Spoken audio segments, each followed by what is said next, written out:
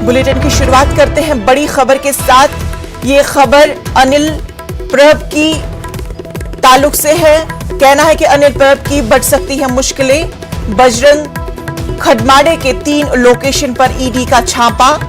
Bajrang खरमाड़े deputy RTO officer है जिन पर बदउनवानी का इल्जाम है।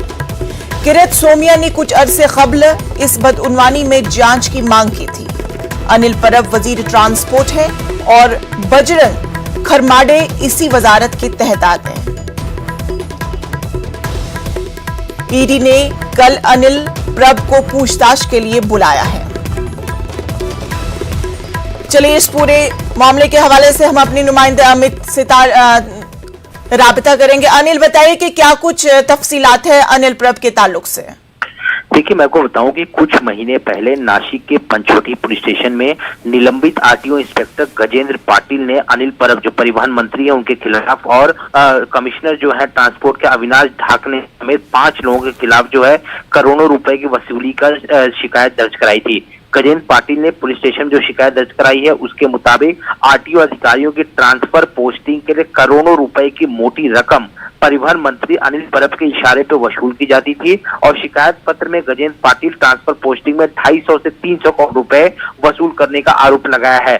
उसी 5 लोगों में से ये है बजरंग खरमाटे जो डिप्टी आरटीओ है वर्धा के। इनका साफ तौर पे कहना है कि मंत्री अनिल परब के इशारे पर ट्रांसपोर्ट कमिश्नर के साथ मिलकर ये ट्रांसफर पोस्टिंग का रैकेट चलाते थे और इसी मामले को जो है किरीट सोमैया ने जो है उठाया था और कहा था इस पूरे मामले की जो है जांच जो है उच्च एजेंसियों द्वारा होनी चाहिए। मैं आपको बता दूं कि यहाँ पर अनिल परब पर भी सचिन वज जो गिरफ्तार सस्पेंडेड ऑफिसर हैं उन्होंने ये कहा था कि 100 करोड़ रुपए की यहाँ पर जो गबन का और 100 करोड़ रुपए का जो पूरा खेल था यहाँ पर अनिल परब ने रचा था और कहीं न कहीं वसूली का एक बहुत बड़ा रैकेट जो है मंत्री अनिल परब चलाते हैं। इस मामले को लेकर ईडी ने जो है कल अनिल परब को जो है पूछताछ के लिए बुलाया है और आज एक दिन पहले ही अनिल परब के जो करीबी है बजरंग खरमेटे उनके 3 लोकेशन पर ईडी की छापेमारी चल रही है क्योंकि ईडी जो है इसको सबूत इकट्ठा करना चाहती ताकि कल जब 11 बजे ईडी दफ्तर में अनिल परब आए तो उनसे सवालों की एक लंबी फेरिस्त तैयार करके सवाल जवाब किया जाए। एक तो जो यहाँ पे सचिन वजे ने 100 करोड़ रुपए के जो हेरा फेरी का आरोप लगाया अनिल परब पे उस पर जांच होगी। दूसरा जो यहाँ पे किरीट सोमैया ने बताया था कि ट्रांसफर पोस्टिंग उनके डिपार्टमेंट में बहुत लंबे समय से हो रहा है और लगातार इसके लिए करोड़ों रुपए लिए जा रहे हैं। इन दोनों मामलों की जांच जो है ईडी करना चाहती है। अमित, ये बताया कि कुल मिला के कुछ अंदाजा है कि कितने रकम की जो है बदउनवानी हुई है। देखिए, जो आरोप लगाया गया था उसमें जो ट्रांसपोर्ट अधिकारी ने आरोप लगाया था कि 250 से 300 करोड़ रुपए का पूरा ये खेल है और दूसरी तरफ जो सचिन वजे ने आरोप लगाया था कि 100 करोड़ रुपए के वसूली का आरोप जो लगा था उसमें जो है अनिल परब भी शामिल है। तो कुल मिलाकर कहा जाए तो करोड़ों का हेरफेर है यहाँ पर और ईडी इस पूरे मामले की जांच करना चाहती है और कल 11 बजे जो है सम्मन दिया गया है। अनिल परब जो मंत्री हैं महाराष्ट्र के परिवहन मंत्री हैं उनको बुलाया गया तो एक दिन पहले जो है उनके करीबी जो है बजरंग खरमाटे पर रेड पड़ने का मतलब यह है कि ईडी पूरी तरीके से होमवर्क करना चाहती है, सबूतों को जुटाना चाहती है ताकि कल अनिल परब से जो है पूरे प्रश्नों के साथ और सबूतों के साथ तथ्यों के आधार पर पूछताछ की जा सके।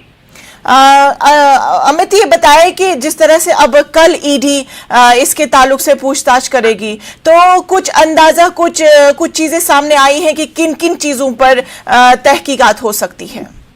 देखिए, मैं आपको बताऊं कि इस पूरे मामले को लेकर महाराष्ट्र की राजनीति जो है गर्मा चुकी है। अभी जब नारायण राणे को गिरफ्तार किया गया था तो अनिल परब का ही एक ऑडियो जो है वो सामने आया था जिसपे वो पुलिस पे प्रेशर डाल रहे थे कि अभी तक आपने नारायण राणे को हिरासत में क्यों नहीं लिया, पुलिस फोर्स का इस्तेमाल करो, हिरासत में लो उन्हें। ये जो ऑडियो लीक हो गया था उसके बाद से जो है बीजेपी के नेताओं ने साफ ये कहा था कि अब जो है शुरू जो है अनिल परब ने किया लेकिन खत्म जो है बीजेपी करेगी और इसके तुरंत बाद जो है यहाँ पे अनिल परब पर ईडी का सम्मान आना। तो कहीं ना कहीं शिवसेना ये आरोप लगा रही है कि जो केंद्रीय एजेंसियां हैं वो अपना पद का दुरुपयोग कर रही है और जो भी बीजेपी के खिलाफ बोल रहा है उसके लिए ईडी का नोटिस एक हथियार के रूप में यूज किया जा रहा है। तो इस पूरे मामले को लेकर भी लगातार जो है राजनीति यहाँ पे महाराष्ट्र में गर्मा चुकी है। अब देखना ये होगा कल जो आरोप लगे, यानी जो उनके विभाग में जो ट्रांसफर पोस्टिंग का वसूली का आरोप लगा है वो, और जिस तरह सचिन वजे ने आरोप लगाया है, इन दोनों मामले पे क्या कुछ सफाई जो है यहाँ पे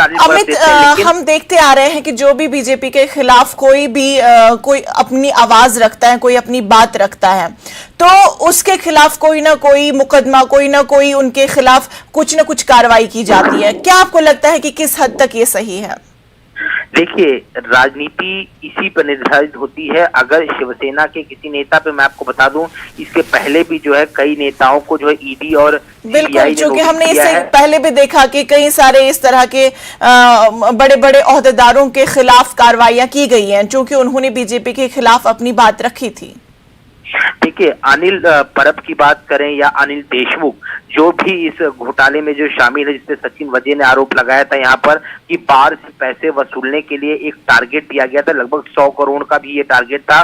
तो ये जो आरोप है, तो लगातार तथ्यों के आधार पर जो है जांच पड़ताल हो रही है, लेकिन राजनीति की बिसात इसी तरह बिछी हुई है कि अगर इस समय बीजेपी की केंद्र में सरकार है, तो कल को अगर दूसरी सरकार भी आएगी, तो अगर बीजेपी जो है यहाँ पे अपोजिशन में रहेगी तो वो भी इसी तरह का आरोप लगाएगी। तो ये आरोप प्रत्यारोप का दौर है। लेकिन मैं आपको बताऊं कि केंद्रीय एजेंसियां जो होती हैं वो बिल्कुल तथ्यों के आधार पर चलती हैं। अगर किसी ने शिकायत की तो निश्चित तौर पर होगा, जांच बिल्कुल। अब अमित, कल ईडी अपना पूछताछ का जो अमल है वो जारी रखेगी। अब उसके बाद देखने वाली बात होगी कि इस पूछताछ के दौरान क्या कुछ मामलात सामने आ जाते हैं और क्या कुछ कार्रवाई आइंदा होने वाली है।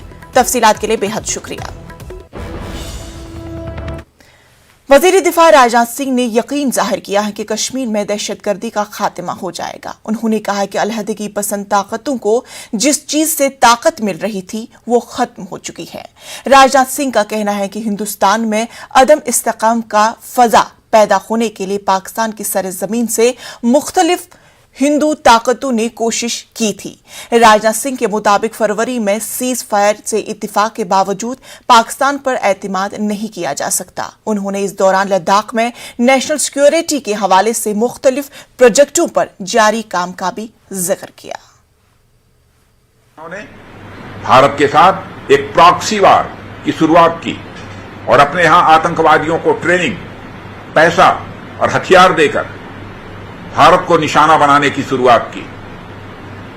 70 के दशक में और बाद में 80 के दशक में पाकिस्तान पूरी दुनिया के लिए आतंकवाद की नर्सरी बन गया। अब जम्मू और कश्मीर में इस आतंकवाद को रोकने की दिशा में पिछले 7 सालों में सेना और सुरक्षा बलों की प्रभावी कार्रवाई चल रही है। मेरा मानना है कश्मीर में बचा हुआ आतंकवाद भी समाप्त होकर रहेगा।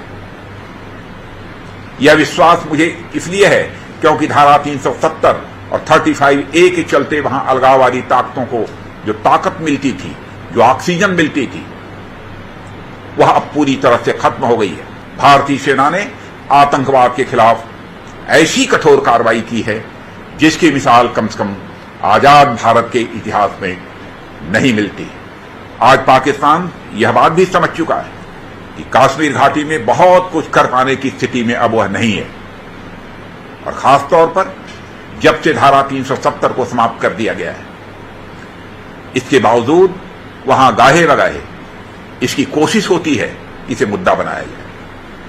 मगर मैं आप सभी को आश्वस्त करना चाहता हूं कि दुनिया की कोई ताकत जम्मू और कश्मीर को भारत से अलग नहीं कर सकती। पिछले साल पूर्वी लद्दाख में जो विवाद पैदा हुआ उसका कारण था कि चीन की सेनाओं ने एग्रीड प्रोटोकॉल्स को नजरअंदाज किया था। प्रधानमंत्री मोदी जी के नेतृत्व में सरकार ने सेनाओं को स्पष्ट बता रखा है कि एलएसी पर किसी भी एक तरफा कार्रवाई को नजरअंदाज नहीं किया जाना चाहिए।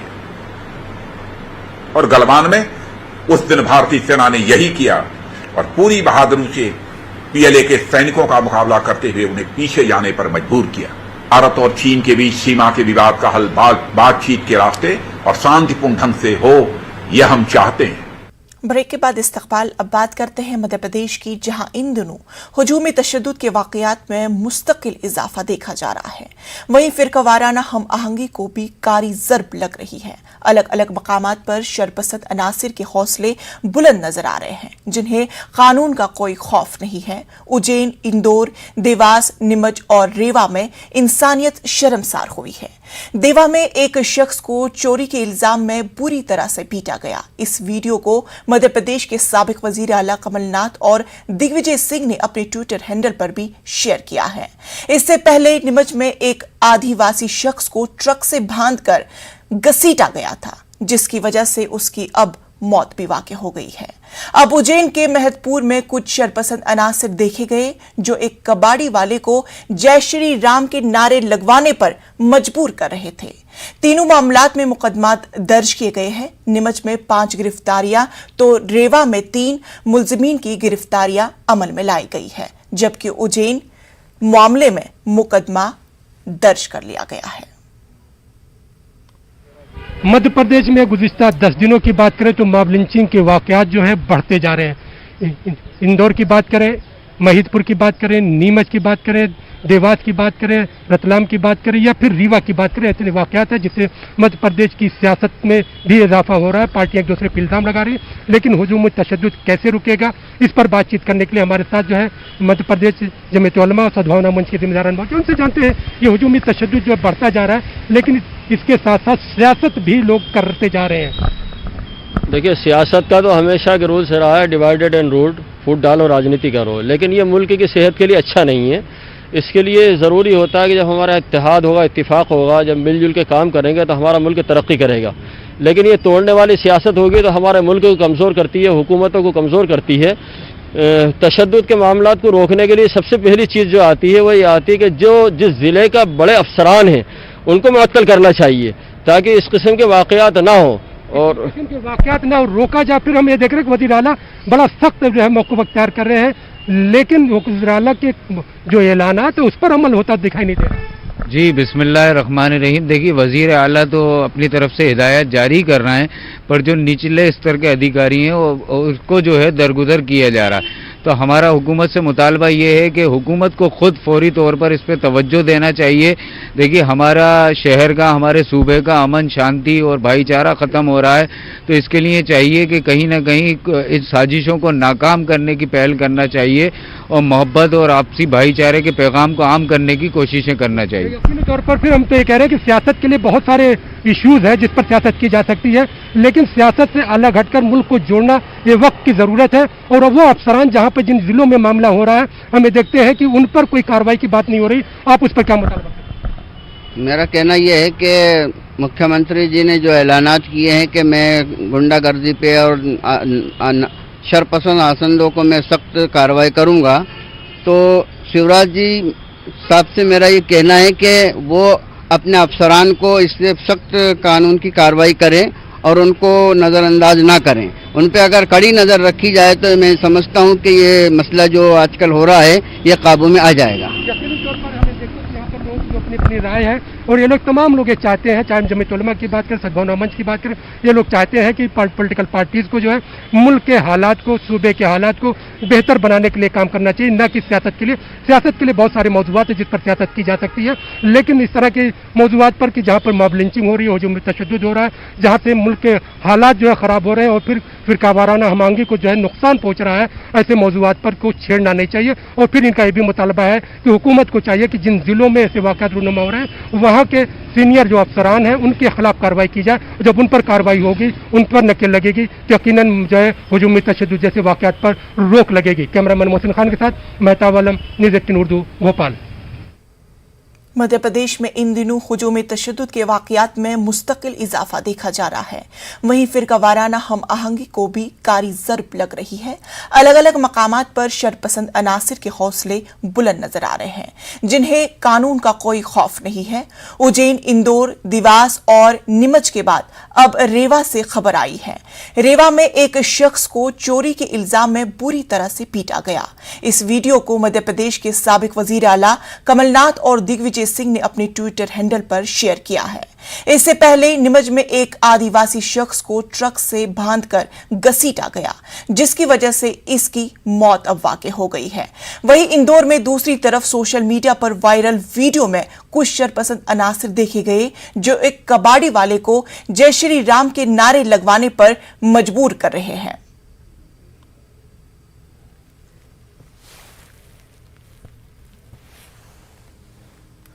अब इस मामले के हवाले से अब कार्रवाई हो रही है।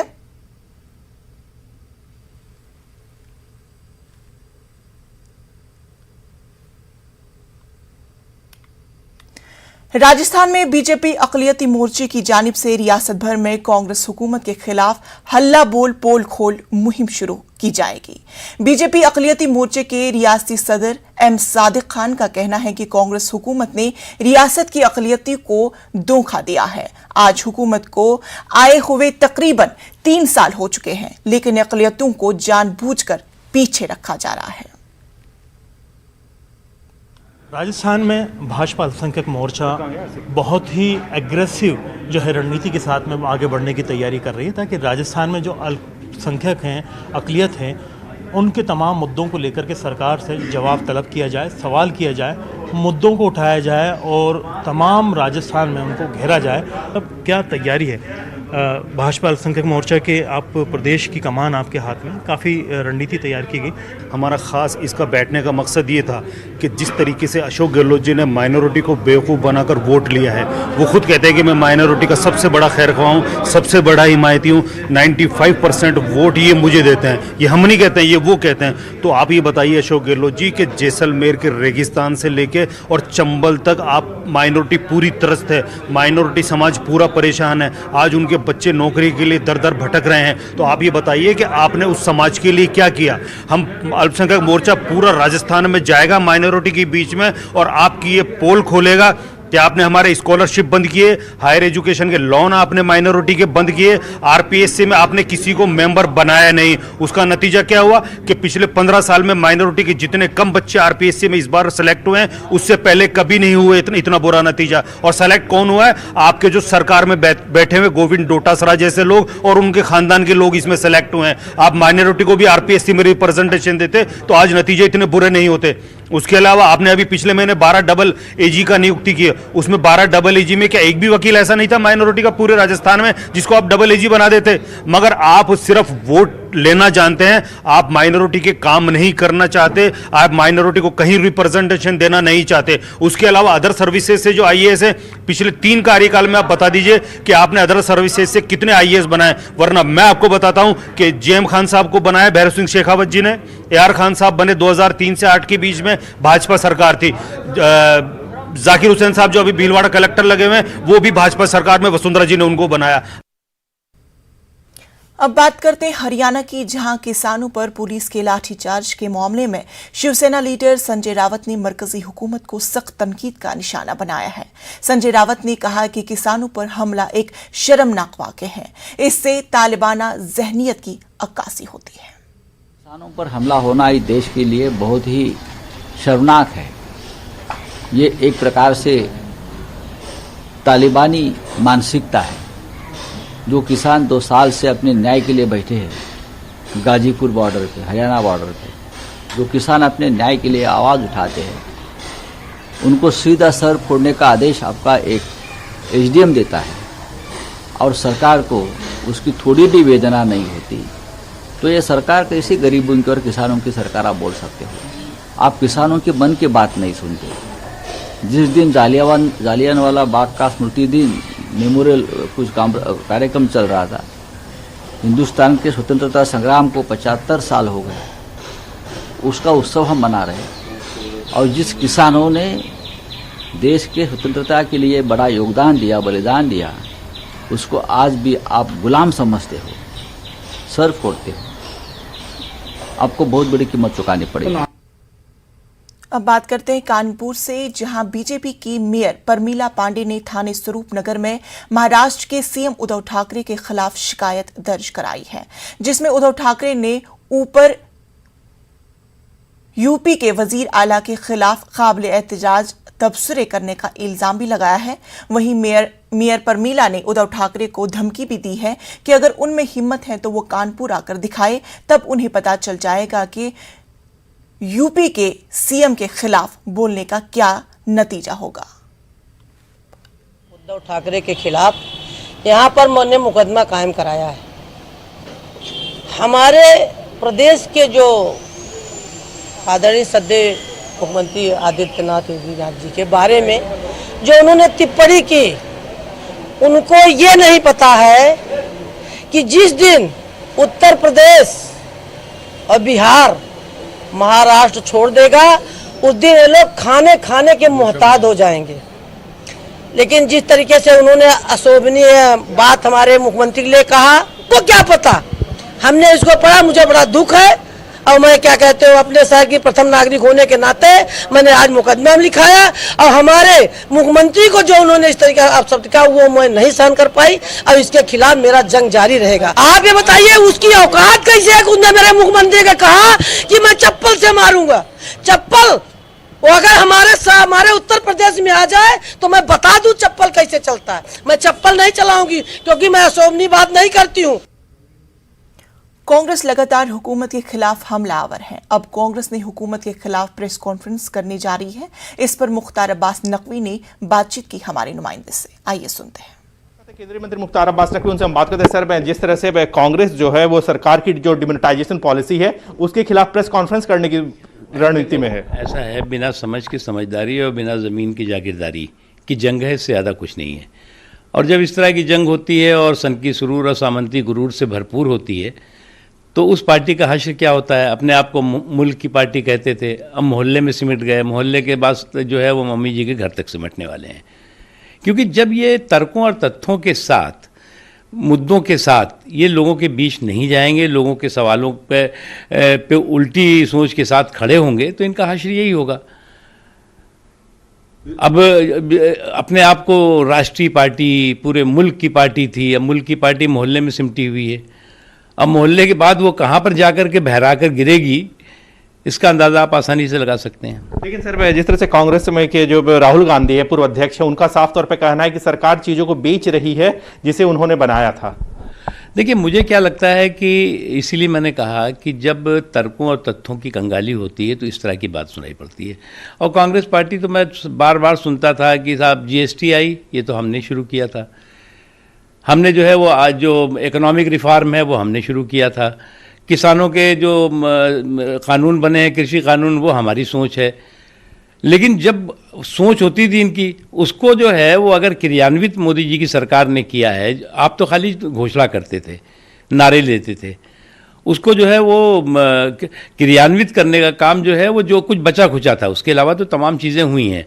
सर, इसमें मैं पूर्व प्रधानमंत्री जवाहरलाल नेहरू का तस्वीर नहीं है इसके पोस्टर पर, कांग्रेस को आपत्ति है। सर, उनको दिखेगा नहीं, क्यों नहीं दिखेगा बताते हैं आपको। नेहरू जी का है, लेकिन अब अनफॉर्चुनेटली हमारे लाखों आज़ादी के जो महान स्वतंत्रता संग्राम सेनानी थे, महानायक थे, उनको इतिहास के पन्नों में छिपा के रख दिया था कांग्रेस पार्टी ने और एक परिवार को। खबरों में फिलहाल इतना ही, फिर होगी मुलाकात। आदाब।